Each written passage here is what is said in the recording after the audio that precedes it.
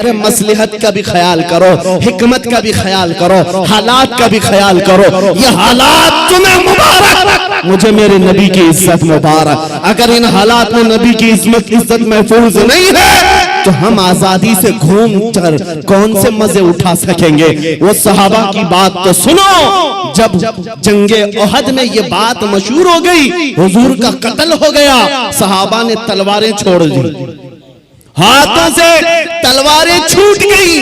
इस वजह से कितने काफिरों ने सहाबा का कत्ल कर दिया, कत्ल हो गए 70 सहाबा। क्यों? जब ये खबर फैली थी ना कि हुजूर का इंतकाल हो गया, सहाबा बेइख्तियार कहने लगे, अल्लाह के नबी अगर नहीं है तो फिर जिंदगी कहते किसे? हुजूर आप नहीं है तो जिंदगी क्या है? इसलिए ऐ सुन्नियों, आज हमारा जज्बा यही होना चाहिए, अगर हुजूर का नाम सलामत नहीं तो फिर हमारी जिंदगी किस काम की? हम किस खाक के लिए जीते हैं? आज के बाद तकलीफों से और मुसीबतों से घबराना नहीं, तुम अपने दीन पर अमल पैरा रहो। गैर कानूनी कामों की बात मैं नहीं करता, चाकू छुरी तलवार बंदूक की भी बात नहीं करता। मैं तो बात सिर्फ इतनी कहता हूँ, हुजूर का इश्क इतना भर लो कि तुम्हारे चलने फिरने से भी कीड़े फना हो जाए, तुम्हारे किसी हथियार की जरूरत नहीं, तुम हुजूर के आशिक बनकर गलियों से घूमो, कुत्ते यूं ही मर जाएं, हाँ पागल होकर मर जाएं, सिर्फ तुम्हारी खुशबुओं से मर जाएं। बात इतनी है। और मैं आज आखिरी बात ये कहता हूँ, सहाबा का मसलक यही था, उन्होंने कोड़े भी खाए, तलवारें भी खाई, जख्म भी खाए। एक साहबी साद इब्न रबी, जिनके 12 नेज़े लगे थे, पेट फट गया था जंगे ओहद में, फिर भी कह रहे थे जो आए हुए सहाबा, जाओ नबी को मेरा सलाम कह देना, मैंने उनकी हिफाजत का हक अदा नहीं किया, पेट फट गया।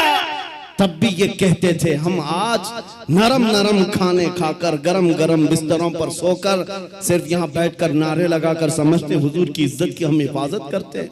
मेरे अजीजों, बदलना है हमें जिंदगी, बदलना है हमें जिंदगी। कब तक ये गाने सुन सुन करके निफाक दिल में पैदा करते रहोगे? बॉलीवुड और हॉलीवुड के नगमों पर नाचते रहोगे? तुम जिंदगी बदल डालो। आज दुनिया, मैं आपको बताऊं, हजरत फखरुद्दीन राजी बहुत बड़े हकीम है, कहते हैं एक मैंने हकीमी में, डॉक्टरी में एक चीज देखी है, मोहम्मद अरबी सल्लल्लाहु अलैहि वसल्लम की मोहब्बत में अगर कोई 90 साल का भी हो जाए तो उसका दिमाग पागल नहीं हो सकता, पागल कभी नहीं होता। हुजूर का आशिक पागल नहीं होता, और अगर पागल होता है तो सिर्फ उनके लिए होता है, और दीवाना होता है सिर्फ उनके लिए होता है, बाकी किसी के लिए नहीं होता। आज मैं यही चाहता हूं कि दुनिया तुम्हें पागल कहे, मजनू कहे, दाढ़ी वाला कहे, टोपी वाला कहे, छोड़ दो उनकी बातों का। कुछ भी रिएक्ट करना, तुम्हें अंदर से फख्र होना चाहिए, फख्र होना चाहिए, इसलिए कि तुम इन कुत्तों के लिए नहीं जीते। कब्र में आमिना के लाल तशरीफ लाने वाले हैं, हश्र में मेरे आका तशरीफ लाने वाले हैं, उनके सामने मुझे खड़ा होना है। कहीं हुजूर ये ना कह दें कि दुनिया वालों के लिए तूने मेरी अखलाक को बदल लिया, उनको राजी करने के लिए तू मेरी सुन्नतें छोड़ दिया। नहीं, कब्र में जब जाएं, तुम्हारा चेहरा देखें तो मेरे नबी से कदमों को चूम कर कहना, आका दुनिया 1000 ताने देती थी मगर मैं आपके लिबास को पसंद करता था, मैं आपके चेहरे को पसंद करता था, आपके कदमों में आना चाहता था। बस आज मेरा मसलक आपको बता दूं, आप सब इसी बात पर गामजन हो जाएं। मेरा मसलक का मतलब सहाबा का, औलिया का, ताबईन का, आला हजरत का यही है, हर मुसीबत हर सितम गवारा है, हर मुसीबत हर सितम गवारा है। या रसूल अल्लाह, एक बार तुम कह दो कि तू हमारा है। आज के बाद हम इसी मिशन पर जीते हैं।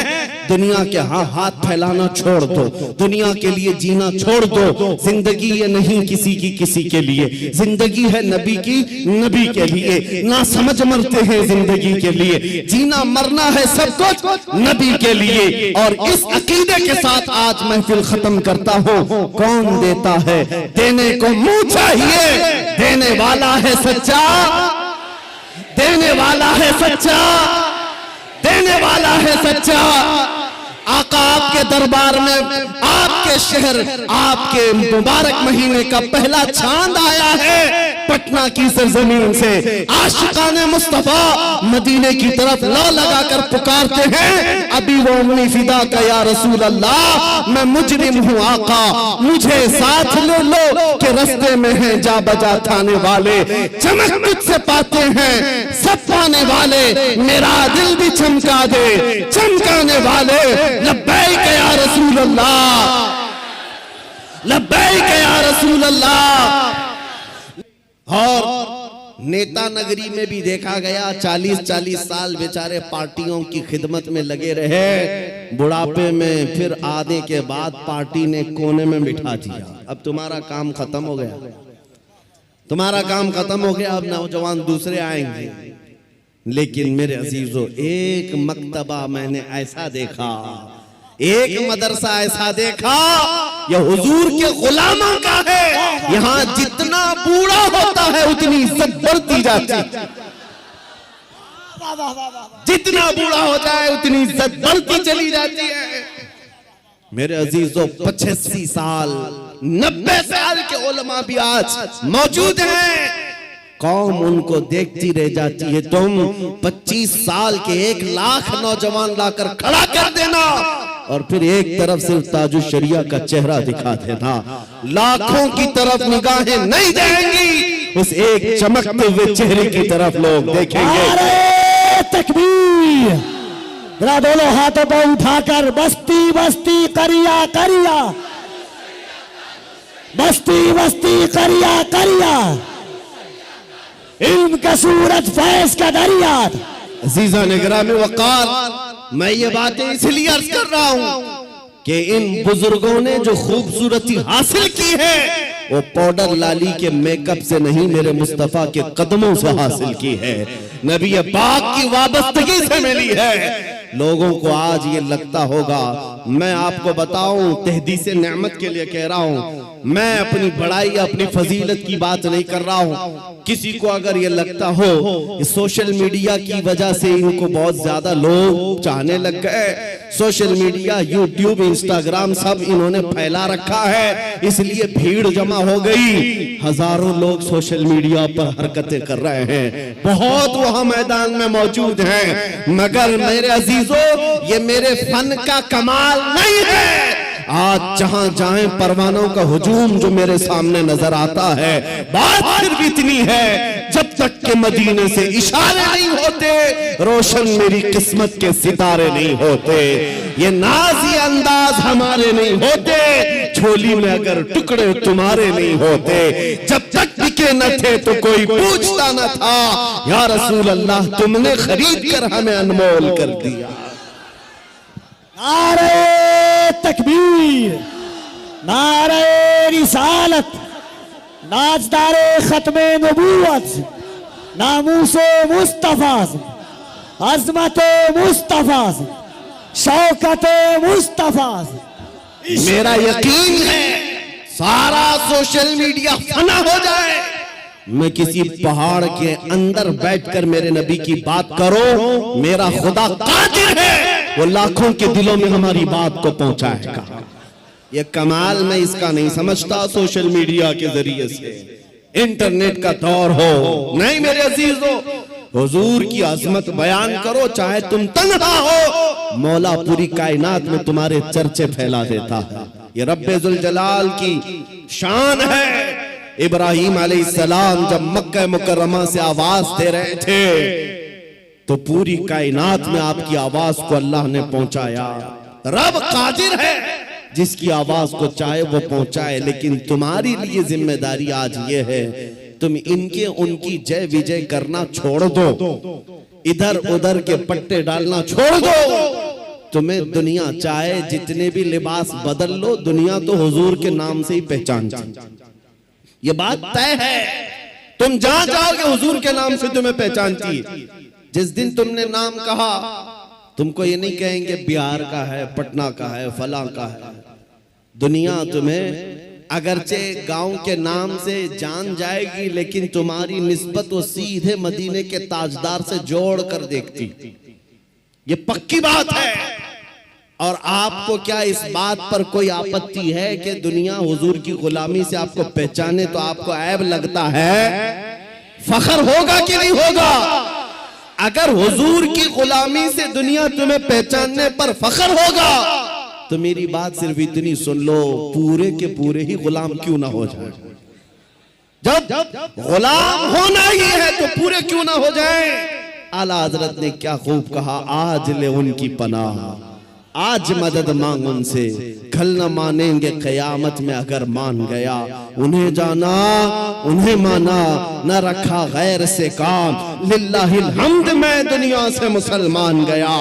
आज मैं आपको बात बताता हूँ, इमाम गजाली रहमतुल्लाह ताला अलैह से पूछा गया, जब उम्मत पर कोई सख्त वक्त आ जाए, तवज्जो चाहता हूं, इलाज, उम्मत पर ऐसी कठिनाई आ जाए कि फितनों का उरूज हो जाए, फितने बहुत बढ़ जाएं, उम्मत मुस्तफा की शौकत पर सवाल आ जाए, ऐसे वक्त में इलाज क्या है उम्मत मुस्तफा के लिए, क्या आप हल बताते हैं? आज हमसे भी लोग पूछते हैं, इंटरव्यू में पूछते हैं, मुसलमानों के लिए हल क्या है?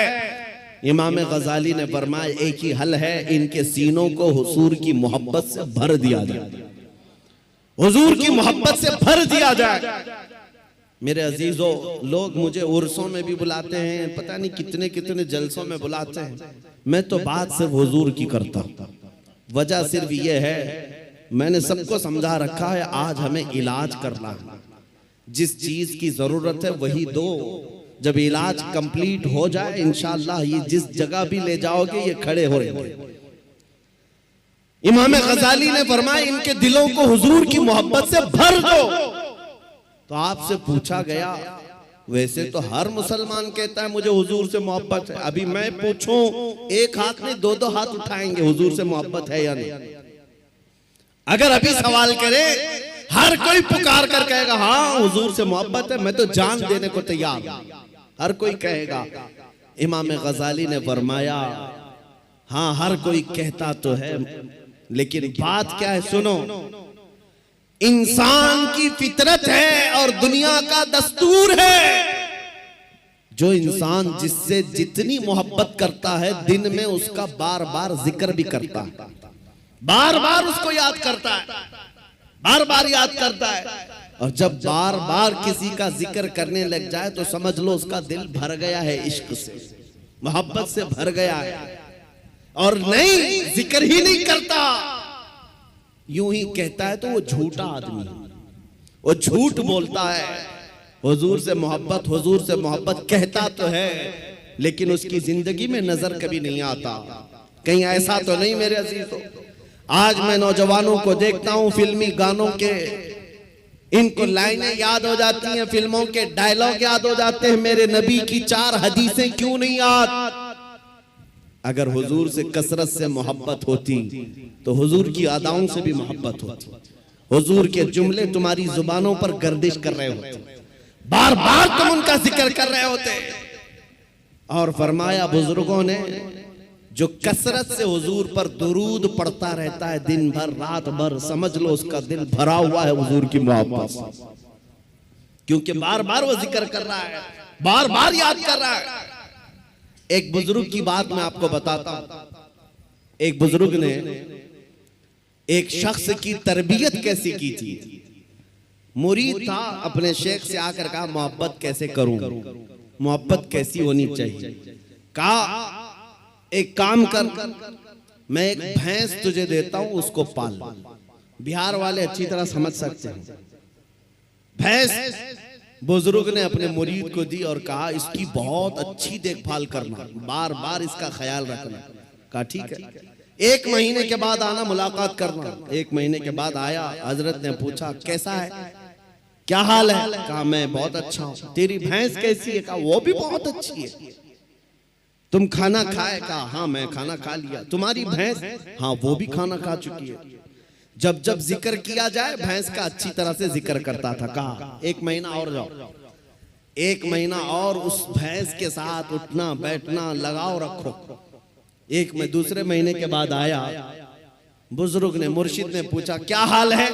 कहा मैं भी अच्छा हूं, मेरी भैंस भी अच्छी। सवाल खाली सिर्फ उसका किया था, लेकिन साथ में भैंस का भी कर रहा है। कहा तू खाना खाया? कहा मैं भी खाना खा चुका, मेरी भैंस भी खा चुकी। कहा तू नहा लिया? कहा मैं भी नहाया हूं, मेरी भैंस भी नहाई। जो बात करे अपने साथ अपनी भैंस का भी जिक्र। बुजुर्ग ने कहा 1 महीने और अपनी भैंस से करीब रहे, उसके बाद फिर तीसरे महीने मुलाकात करेंगे। 3 महीने गुजर गए। 3 महीने के बाद जब वो आया तो बुजुर्ग मुर्शिद ने पूछा क्या हाल है? कहा मेरी भैंस बहुत अच्छी। अब जुमला बदल गया, अभी खैरियत इसकी पूछी जा रही है, जवाब ये अपनी भैंस का दे रहा है। पूछा बुजुर्ग ने खाना खा चुका? कहा मेरी भैंस तो खा चुकी। तू नहाया? कहा मेरी भैंस तो नहा चुकी। मेरे अजीजों, ये मिसाल बिला तशबीह बिला तमसील। उस बुजुर्ग ने कहा मोहब्बत ऐसी होनी चाहिए जब इंसान को पूछा जाए तो अपने आप को भूल जाए, अपने महबूब का जिक्र करने लग जाए। जब वो कमाल को पहुंचता है, सिर्फ उसकी आंखों में अपने महबूब के जलवे हो। और बरेली के इमाम को हमने पढ़ा है, कोई आया बंदा गुलाब का फूल तोहफे में पेश करने के लिए, ला करके दिया, कहा इसको कबूल कर लीजिए। दुनिया में लोग गुलाब तोहफे में एक दूसरे को देते लेते हैं। इमाम फाजिल बरेलवी उस गुलाब को कबूल तो करते हैं, देखते हैं, उसके बाद मुस्कुरा कर कहते हैं ये दुनिया का गुलाब है, सुबह खिलता है, शाम में मुरझा जाता है। मैं उस गुलाब से मोहब्बत करता हूं जो कभी मुरझाता नहीं है, जो जब से खिला है कभी मुरझाता नहीं। और उसके बाद कहना शुरू कर दिया, सरताब कदम है तने सुल्तान जमन फूल, लब फूल दहन फूल जकन फूल बदन फूल, वल्लाह जो मिल जाए मेरे गुल का पसीना, मांगे न कभी इत्र न फिर चाहे दुल्हन फूल। क्या बात रज़ा उस चमनिस्तान करम की, जहरा है कली जिसमें हुसैन और हसन फूल। आला हजरत ने एक फूल को देखा,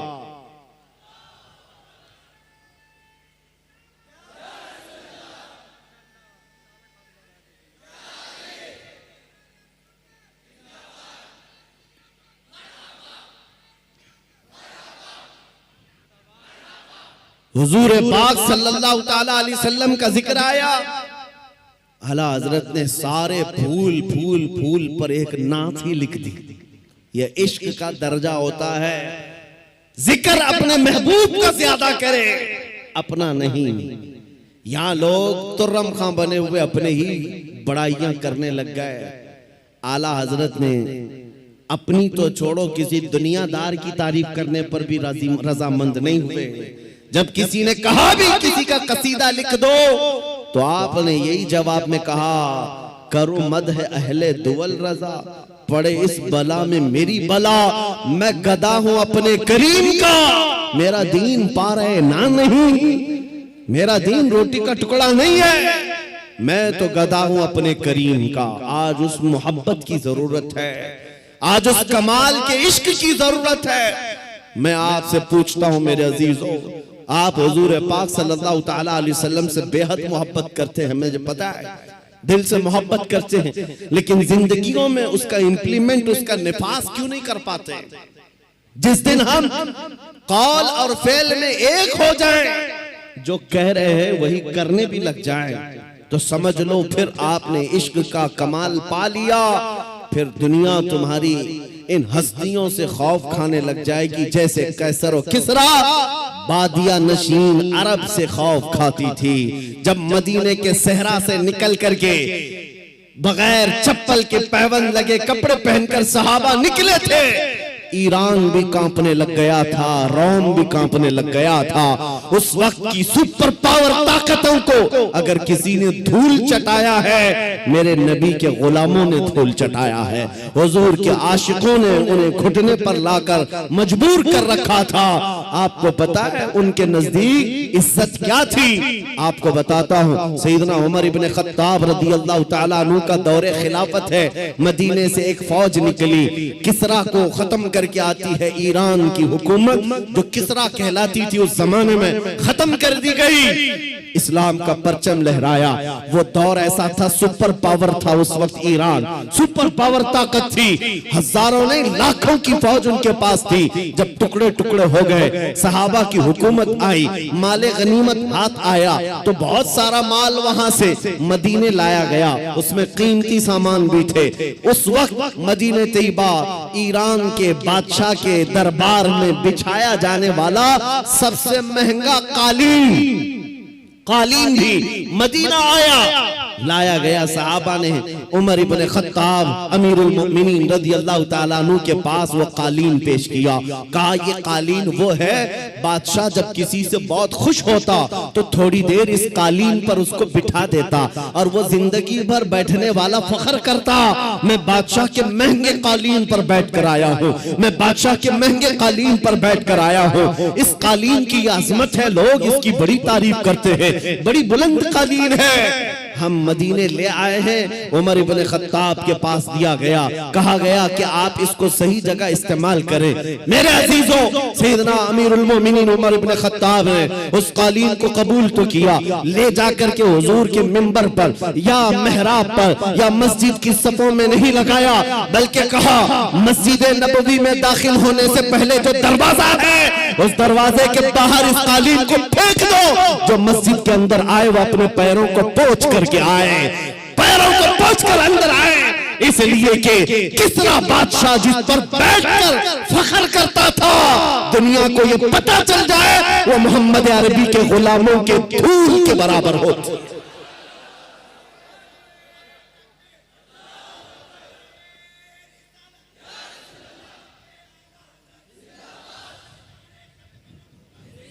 उन्होंने इज्जत तख्त और ताज में नहीं ढूंढी, मेरे नबी पाक की निस्बत में इज्जत ढूंढी। आपको पता है, एक साहबी हजरत नौमान एक बादशाह के यहां गए थे, तवज्जो, बादशाह के यहां मेहमान बुलाए गए थे, कासिद बनकर गए। बादशाह ने उनके आने पर कालीन बिछाया रेशम का और कुर्सी बिछाई सोने की कलई की हुई कि मोहम्मद अरबी का कासिद आ रहा है, एम्बेसडर आ रहा है, तर्जुमान है। लेकिन जैसी हजरत नौमान पहुंचे, वो कालीन को आपने तलवार से फाड़ दिया और निकाल दिया, जमीन पर चले। फिर जब कुर्सी के पास आए, देखा सोने की कुर्सी है, पांव से धक्का मारकर गिराया और कहा मुझे सादी कुर्सी लाओ, दूसरी। बादशाह ने कहा ये इतना गुरूर है, मोहम्मद अरबी सल्लल्लाहु अलैहि वसल्लम के गुलामों में इतना एटीट्यूड। उस सहाबी ने कहा ये गुरूर और तकब्बुर नहीं है, मैं मेरे नबी का गुलाम, मेरे मुस्तफा का गुलाम। मेरे नबी की शरीयत में मर्दों के लिए रेशम भी हराम है, सोना भी हराम। मर्दों के लिए रेशम का इस्तेमाल हराम है और सोने का इस्तेमाल, गोल्ड का इस्तेमाल हराम है। बादशाह से उन्होंने कहा तू सारी दुनिया की कुर्सियों को सोने की बनाकर लाकर रख दे, तब भी नबी का गुलाम सबको ठोकर मारेगा, अपने नबी की शरीयत को गले लगाएगा। उसी गुलाम की आवाज थी, उसी नबी के गुलामों की आवाज थी, जो आज मैं मैसेज में कहना चाहता हूं। नौजवानों, फख्र करना हो तो अपने नबी की निस्बत पर फख्र करो। दुनिया अगर आज तुम्हें मुसलमान कहती है तो दाढ़ी मुंडाकर, टोपी छुपाकर, लोगों में छुपने की कोशिश करके सेकुलर बनने की कोशिश मत करना। दुनिया पहचानती है तो और पहचान बढ़ाओ। किसी ने मुझसे पूछा था क्या इस जमाने में दाढ़ी रखना भी वाजिब है? मैंने कहा अब के जमाने में तो और भी बड़ा वाजिब है। आज आला हजरत हर जगह क्यों किया जाता है? उसकी वजह यह है, जिंदगी भर आला हजरत ने अपने खानदान के कसीदे नहीं पढ़े।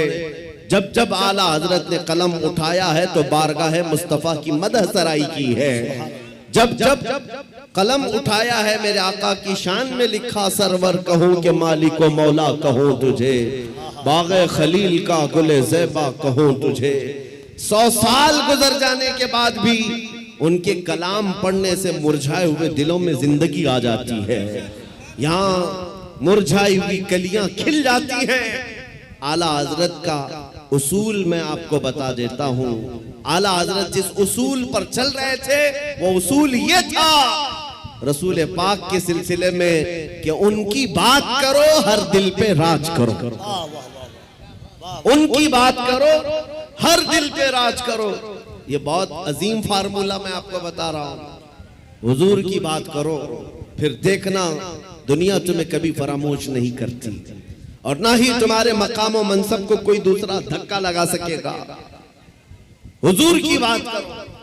आज हमारे दरमियान इख्तिलाफात ने जो जन्म लिया है उसकी एक असल वजह यह भी नजर आती है कि हम असल को छोड़कर फरा में लग गए।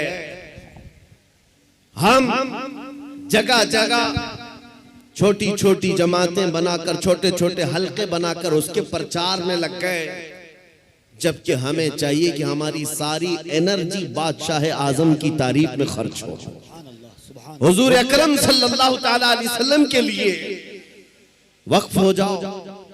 इसलिए कि आला हज़रत इमाम अहले सुन्नत को हमने देखा पूरी जिंदगी। देखो आपसे किसी ने पूछा अगर आपका तारुफ क्या है, आपका इंट्रोडक्शन क्या है, उन्होंने अपने बाप दादा परदादा के नामों को गिनाते हुए नहीं कहा मैं फलां फलां फलां फलां का बेटा हूं, बल्कि अपने तारुफ में कहा है उस गली का गधा हूं मैं जिसमें मांगते ताजदार फिरते हैं, वो सुए लालाजार फिरते हैं, तेरे दिन ए बहार फिरते हैं, ए रजा जाने आना दिल तेरे नगमों पे निसार, बुलबुले बाग मदीना तेरा कहना क्या है। उन्होंने दुनिया को अगर तारुफ कराया है तो नबी के वास्ते से कराया है। आपको बताता हूं उनका मकाम ये था इश्क रसूल में फना होने का। मेरे मुर्शिद गिरामी हुजूर ताजुश शरिया रहमतुल्लाह तआला अलैह एक शेर की तशरीह करते हुए फरमाते हैं, आला हज़रत ने एक हम्द लिखी है, वही रब है जिसने तुझको हमतन करम बनाया, हमें भीख मांगने को तेरा आस्था बताया। इस हम्द के आखिर में आला हज़रत ने एक शेर लिखा है, अरे ऐ खुदा के बंदो कोई मेरे दिल को ढूंढो, अभी पास था यही तो अभी क्या हुआ खुदाया। दिल किसको कहते हैं मैं आपको बता रहा हूं। जिंदगी हम सबके पास है, हम किसके लिए जी रहे हैं, हम क्या करने के लिए जी रहे हैं, या आज हमें महसूस करना है।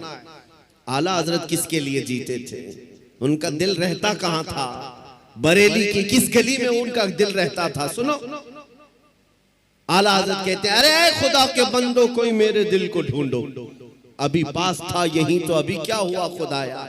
इसका मतलब क्या है, फरमाया हर जमाने में औलिया इकराम में एक वली होता है जिसको कुतुबुल इरशाद कहते हैं। कुतुबुल इरशाद का मतलब यह होता है वो अपने जमाने के औलिया में इतना तसर्रुफ और इतना इख्तियार रखता है कि वो अपने जमाने के औलिया को जिन कामों पर मामूर करे उसका हुक्म बजा लाना सारे लोगों पर जरूरी होता है। वो कोई भी ऑर्डर दे, कुतुबुल इरशाद। तो एक मर्तबा आला हजरत ने अपने जमाने के जितने रिजाल थे, औलिया थे, उनसे ये कहा, अरे आए खुदा के बंदो कोई मेरे दिल को ढूंढो, मेरा दिल ढूंढ करके लाओ। ये काम पर लगा दिया, दिल ढूंढ करके लाओ, अभी पास था यही तो अभी क्या हुआ खुदाया। दिल सिर्फ उस गोश्त के लोथड़े को ही नहीं कहते जो हमारे सीनों में धड़कता है या खून का एक मुंजमद टुकड़ा है। दिल के और भी माने हैं। वो दिल कौन सा है जिसको ढूंढने के आला हजरत बात कर रहे थे। सारे औलिया को हुक्म हुआ, सब ढूंढने पर लग गए और ढूंढ करके वापस आए। फिर आकर के उन्होंने जो जवाब दिया इमाम अहले सुन्नत को, आला हजरत को, आला हजरत ने फिर उसको अपने शेर में बयान किया, हमें ऐ रज़ा तेरे दिल का पता चला बमुश्किल, हमें ऐ रज़ा तेरे दिल का पता चला बमुश्किल, दरे रोज़ा के मुकाबिल वो हमें नजर तो आया। ये तकबीर, नारे रिसालत, इश्के मुस्तफा, इश्के आले मुस्तफा, तालीमाते आला हजरत, फैजाने आला हजरत। जिंदगी गुजारने के उसूल में बता रहा हूं। बरेली में रह करके दिल मदीने तैयबा में धड़कता हो, सारे औलिया ज़माना ने कहा हमें ए रजा तेरे दिल का पता चला बमुश्किल, दरे रोजा के मुकाबिल वो हमें नजर तो आया, ये न पूछ कैसा पाया तुझे हमद है खुदाया। आला हजरत का दिल वहां लगा हुआ था, इसीलिए मैंने आला हजरत के कलाम को बहुत मर्तबा पढ़ा, जहां जहां से पढ़ा दिल को आला हजरत के जब भी हमने ढूंढने की बात की है, आला हजरत ने अपने दिल के बारे में यही कहा है, दिल है वो दिल जो तेरी याद से मामूर रहा, सर है वो सर जो तेरे नाम पे कुर्बान गया। आला हजरत के उसूल में दिल सिर्फ इस टुकड़े को नहीं कहते और सर इस टुकड़े को नहीं कहते। मेरे अजीजों, आला हजरत के इल्म में, उनकी तालीमात में दिल का मतलब और है, सर का मतलब और है। अगर नबी की मोहब्बत में भरा हुआ नहीं है तो सिर्फ वो गोश्त का लोथड़ा है, दिल नहीं कहा जा सकता। दिल कौन सा है? दिल सिर्फ वही है, दिल है वो दिल जो तेरी याद से मामूर रहा। और सर किसको कहते हैं? ये अगर दोनों कंधों के ऊपर एक कद्दू का टुकड़ा है, अगर हुजूर के नाम पर कुर्बान होने को तैयार नहीं है, हाँ अगर हुजूर के नाम पर मर मिटता है तो आला हजरत कहते हैं सर है वो सर जो तेरे नाम पे कुर्बान गया। आला हजरत के दिल को हमने उनके कलाम में ढूंढा है। वो कहते हैं कहाँ है? जानो दिल होशो खिरत सब तो मदीने पहुंचे, जानो दिल होशो खिरत सब तो मदीने पहुंचे। अरे तुम नहीं चलते रजा सारा तो सामान गया। उनका अपने पास कुछ नहीं था। बरेली में वो कहते हैं जान भी चली गई, दिल भी चला गया, होश भी गया, खिरत भी गया, सब मदीने पहुंचे। तुम नहीं चलते रजा सारा तो सामान गया।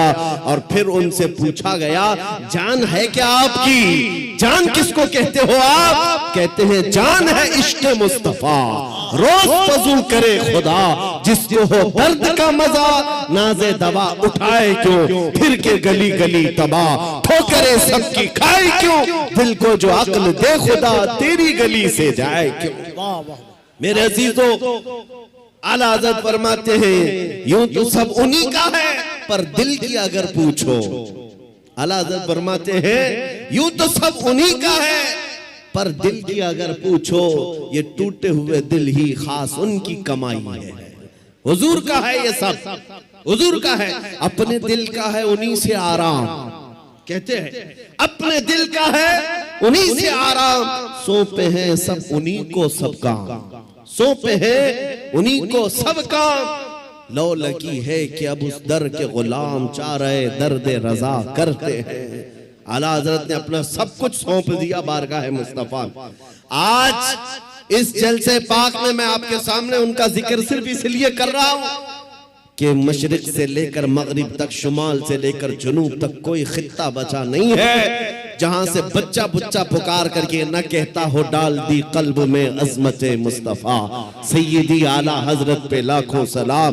क्यों 100 साल के बाद भी बच्चा बच्चा पुकार रहा है? वही आज मैं तुम्हें फार्मूला बताना चाहता हूँ। उस आला हजरत के मिशन पर चलना, उस मसलक का मतलब, उस मसलक का नाम ही ये है, अपनी मर्जी से जीने का नाम जिंदगी नहीं है।